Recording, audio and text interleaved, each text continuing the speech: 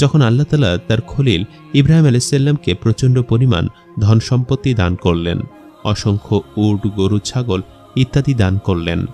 একবার আল্লাহ তাআলা ফেরেশতাদেরকে ডেকে বললেন যে, ইব্রাহিম আমার বন্ধু, সে সবসময় আমার ইবাদত করে। এটি শুনে ফেরেশতাগণ বললেন, ইয়া আল্লাহ, আপনি যাকে এত পরিমাণে ধন সম্পত্তি দিবেন সে তো আপনা আপনিতেই আপনার ইবাদত করবে, কিন্তু আপনি যদি আপনার নেয়ামত ও ধন সম্পদ তার কাছ থেকে নিয়ে নেন তাহলে ইব্রাহিম আর আপনার ইবাদত করবে না। তখন আল্লাহ বললেন, তোমরা যাও, গিয়ে আমার খলিলের পরীক্ষা নাও। তারপর ফেরেশতা হযরত ইব্রাহিম আলাইহিস সালামের পরীক্ষা নেওয়ার জন্য তার দরবারে এসে উপস্থিত হলেন। সেই সময় ইব্রাহিম আলাইহিস সালাম মাঠে ছাগল চড়াচ্ছিলেন। তারপরে একজন ফেরেশতা এসে শস্য খেতে লুকিয়ে থাকলেন এবং উঁচু আভাসে এই জিকিরটি শুরু করে দিলেন, সুবহানাল্লাহ আলহামদুলিল্লাহ লা ইলাহা ইল্লাল্লাহু আল্লাহু আকবার।